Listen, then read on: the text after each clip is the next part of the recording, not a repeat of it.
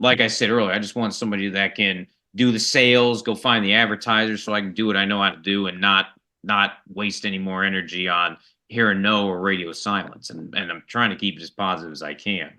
Right. Well, that's hard to do. What I'm trying to do is figure out what in the hell is this person going to sell. I mean, understand that's what these questions are to do is for because I'm a regular dude and I've listened to you tell me for 30 minutes what you do, but between the meeting and now, and I thought I had it figured out, but I'm wrong. See, I thought that what you do was sell promotion. See, I have guys that hit me up on DMs every day. Hey, we've got 10 million followers, and for $50, we'll put your we'll do a post with your shit in there, and you're guaranteed to get X amount of thousand views on it.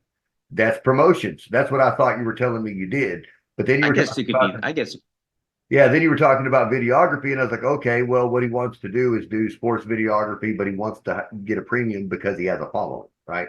But then you're saying, nah, that's a side thing. I only get 2 customers a year. So my question is this: what is the person going to sell for you? Number one. Number two, how are you going the to average continue to drive traffic to it if you're only doing 1 or 2 gigs a year?